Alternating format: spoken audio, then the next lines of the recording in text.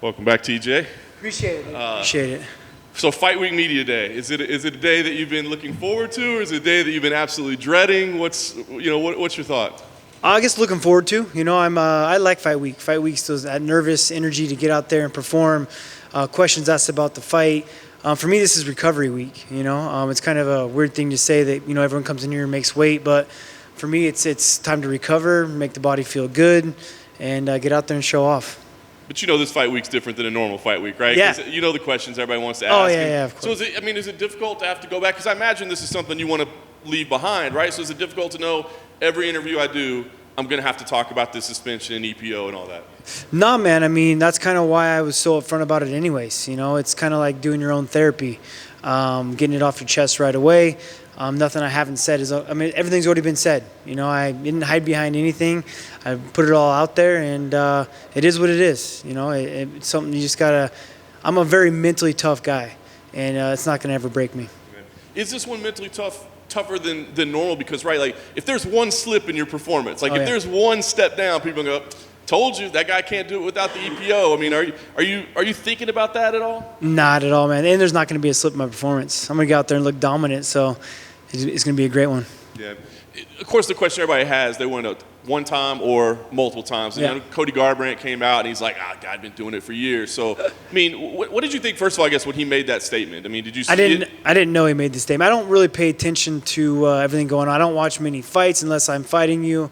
I don't really pay attention to the sport for the most part other than what I'm doing, I'm immersed in the gym. I'm immersed in my training. Other than that, I'm in family life and business. But for him saying that, it's kind of ignorant because everything's posted out there on the internet. You saw it put me under a microscope after I failed that drug test. I got these emails just showing that I was being drug tested. And I was like, well, I haven't been drug tested today. But they went back and drug tested me. So they keep an A and B sample. They retested all my samples from back from when they very first started. I think it was right after my Cruz fight. And all of them came back flying colors. So people can say what they want. And, of course, there's going to be those speculations. That's the reason of putting you on blast, right? Because they don't want people to cheat. If you don't want to cheat, then don't go through my footsteps, right? So, those questions are going to come. Those comments are going to be there. Those thoughts are going to be there. But it's public knowledge that, nothing's going to hinder it. Do you think it'll ever be fully behind? Do you think you'll have to hear about this like every fight for the rest of your career? I don't think so. I think it's going to erase after Saturday. I'm going to come out there and see how good I look. Very nice. So you were supposed to fight a couple months ago, right? Suffered a cut in the training. Is that what happened? I guess what happened and what was your mindset then? Because I imagine you're thinking about this amazing comeback story, and then it's like, now I got to pull out of a fight. What was your thought then? Super pissed, to be honest, because we were 13 days out from the fight. I was drilling, just doing some drills, some kickboxing drills with takedowns and stuff, and just wrong timing with my teammate. He dipped his head as I shot a shot, and we hit a headbutt, and it was a massive cut, So I had been taking the stitches out 4 days before the fight, so there's no way I was going to be able to do it. Bummed because camp went so well. Everything was feeling perfect, and just my emotion of wanting to get back and do this thing already, right? It's already been 2 years, and then May, and now it's going to be 2.5 years, right? So just long camp, yeah. Was it important for you to keep the matchup together? Because why was that important for you to keep the matchup together? Yeah, I was afraid that they were going to just kind of give Sandhagen someone else, right? So that was my biggest worry, was that this is the fight I wanted. He's #1 contender. I couldn't fight for the belt because of the debacle they're going through. This is the next best thing. It's a great fight for me. I know the fight that I can win and get out there and perform very well. So I wanted to make sure it was going to stay the same opponent. So I told him, I'm supposed to fight May 8th. I was like, push it to the end of May, that beginning of the June card. They wanted to make sure that we were still a main event, and the soonest main event they had was July 24th, so now we're here. Does the history together between you guys, does it factor into this at all, or does that not matter in a real fight? It doesn't. For me, it's nice. I've always done very well against guys that I've trained with. I'm a very good guy about game planning. I know where guys' weaknesses are at. And it's nice for me to know that, but it all matters when the lights turn on. And you can talk about practice all you want, but we ain't here to talk about practice. We're here to do it in front of everyone.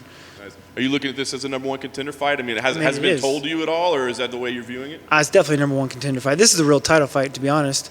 I was not very impressed with Aljamain and Jan in their last fight. I think Cory Sandhagen's the toughest in the weight class right now, and this is a true title fight. I'm the true champ coming back, and it's time to prove it. Is there either one of those guys you'd rather fight for the title? I think Jan, he's the better fighter. Watching that last performance, he did very well with his game plan against Sterling, and I think he'll win the next fight, so I'd probably rather fight him. Last thing for me, I guess, what's the goal here overall? I mean, I know you want to win, you want to get back to your title, but I'm just wondering, I mean, like, your reputation and all this happening, I mean, are you hoping to rehab that at all, or people to leave that behind, or have you just kind of turned on the world and say, I'm not worried about it anymore? I mean, excuse my language, but fuck your reputation, you know what I mean? I mean, you got to worry about yourself. I have a great life. I have a great family. I'm just worried about my coaches, my teammates, my family. Other than that, I could care less. You can't be. I've been in this game too long to want to scroll through the comments and think what other people fucking think that are sitting behind their computers and not having anything to achieve for. Yeah. Let's try this one. There we go. Cool. You said that this is the fight you wanted. Obviously, when you take a bit of time out of the sport, some people would maybe want an easier fight, easier matchup to get back in there. What's the difference between the mindset of wanting to fight a top-tier guy right away versus maybe getting back in there and shaking some of that rust off? Just to prove that I'm the best. I ultimately believe it, so why won't I go out there and fight the best guys? I've been in the gym for 2 years. I haven't been taking time off. I've made some great changes. I believe I'm the champion, so I got to fight the toughest guys, and I don't have time. I'm 35 years old. I don't have time to waste. And we're in the UFC. You say easy fights. Like, let's talk about it. I mean, there's no easy fights, right? I mean, we got the best in the world here. Anything can happen. This is a sport that's often said that evolves really quickly. I know 2 years isn't the longest time, but do you see any new guys in the division or anything from the new top guys in the division that's changed since you've been away? Oh, there's definitely always going to be new guys, right? I mean, people are achieving to be their best. I mean, Sandhagen, I think he had a couple fights when I was in there still and had the belt. So, yeah, there's always going to be changes. But the sport hasn't changed. You got 2 arms, 2 legs. Only so much can happen. Regarding the suspension, I think it would be fair to say that you're not the only guy in the roster who's taken performance-enhancing drugs. Yeah. With that said, do you feel that you've been fairly treated, unfairly treated, or reasonably treated with this whole thing? I don't think anyone cares, right? I mean, it's an unfair thing I did. So, I mean, you get bashed, you get bashed. If you don't, I mean, there's guys that have denied things that they've done, and they've gotten a lot less attention for it, right? I came out and was upfront about it and told the whole world what I did, and I feel like I got bashed for it. But I'm happy with the way I handled it, and that's all that really matters. I mean, how everyone else wants to, like, again, I don't go through my comments. I don't care what anyone else thinks. I care what it's never too late to rewrite your story. I care about what my 3.5-year-old son is going to see when he rewatches my fights, how he's going to see my story, and how I dealt with adversity. You've been candid this whole process, and so just out of curiosity, you trained with it, now you trained without it. Have you felt a physical difference without it? Did it make a big difference to you in that camp when you were taking it? No, man, I was dying. You know what I mean? There's no way I'd ever go to 125s again, right? So how about we do this? Let's let every one of my opponents take what I was taking. I could care less because it did not help me. I actually feel 10 times better now than I did going into that fight.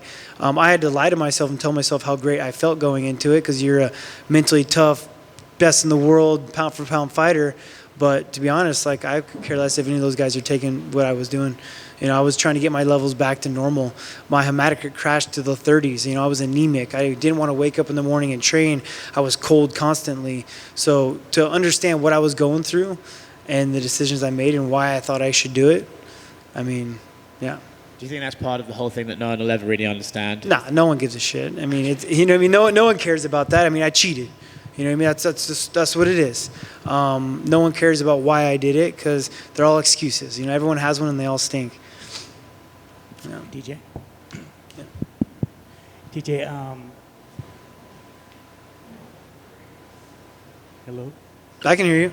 Okay. Yeah. So when you got that phone call that you had popped, whose idea was it for you just to come straight out? Was it yours? Was it your manager's? Was it like a family, teammate? Like whose? It was mine. I actually got a lot of flack from it from my manager and things like that. I was like, especially because I was like all doped up on pain pills after my surgery. Because I knew about the suspension before everyone else did, right? So as soon as I found out about the suspension, I lined up shoulder surgery. I got shoulder surgery, and then the next day it was being announced. And I'm laid up in a sling, and I just knew that the best thing was to get in front of this thing, hear it from me rather than someone else. Again, I got ridiculed for it because I was so upfront about it and let everyone know what happened, but I still think that was the best way to handle it. I think that my family is, my grandpa, my dad, everyone that raised me know that I did the right thing. And then you've said in interviews that you don't have to fight for money anymore. Yeah. You're set. I guess what more do you have to prove? Like, do you have a checklist that you have left? Like, what is it? The 2 years I turned it into a blessing, right? It was a silver lining. I never obviously choose to do it again, but I used that time very wisely, and I set up my business and I set up my life outside the octagon. So I know when I retire that I'm good, right? I don't have to come in here and fight. And I mean, it's pretty nerve-wracking when you're first getting into the UFC and you get paid to show, you get paid to win, and you need that money to support your family. You want to live a certain lifestyle.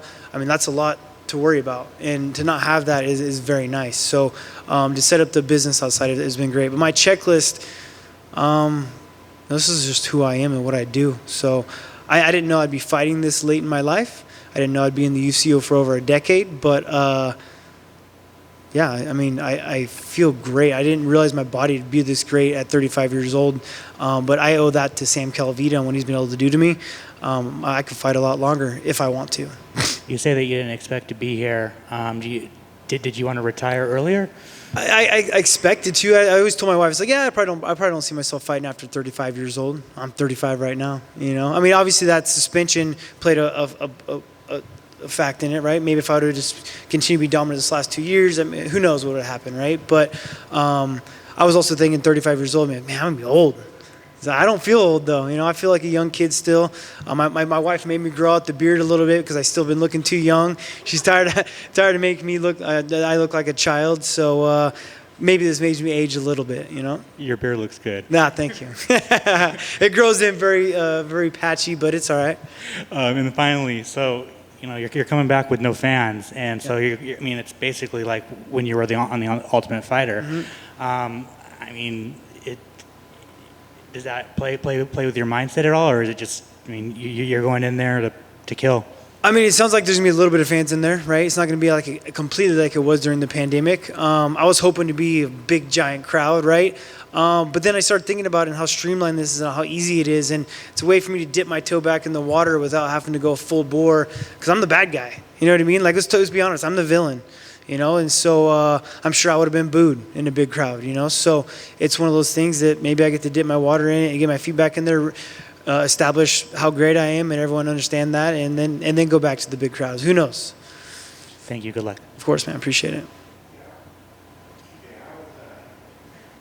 Can you hear me? There we go. I always wonder, especially after you were in the training camp and so close to the fight, you take the cut. I always wonder, because I see it sometimes in some training camps where guys will actually implement headgear and others don't. Did that change the way you went into this one? Is that something that you think in the back of your head when you get closer to wear headgear, or does it affect the training to actually put that on? I slept with my headgear on. No. Man, we were drilling. It wasn't like I was sparring, when I did get cut.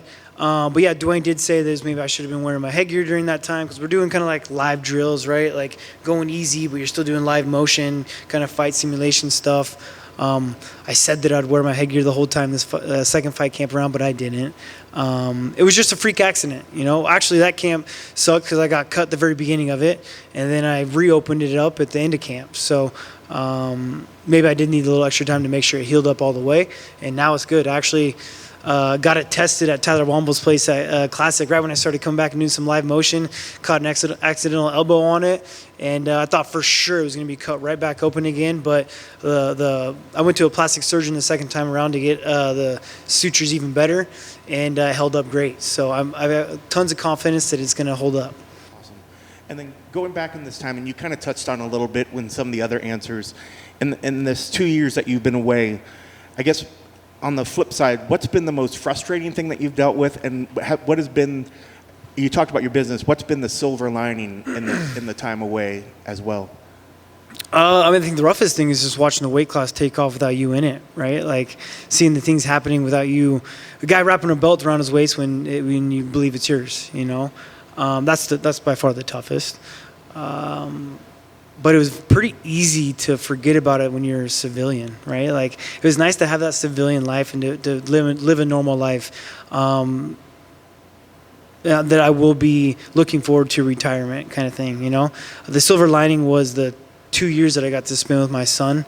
The first year of his life, I was fighting title fight after title fight, and I completely submerged myself into training when I'm in a fight camp, and I feel like I missed that first year. I didn't miss it, but not as involved as I wanted to be, and so not having to solely focus on a fight for 2 years, I got to really, especially in the developmental stage he was in. You know, I feel like when he's growing up and he's, you know, from 1 to 3 years old, he's so many good habits that you can develop, and I want to be there for that. I want to have a big role in it. I love being a father. I wish I could have 10 kids right now. I mean, it's been so much fun.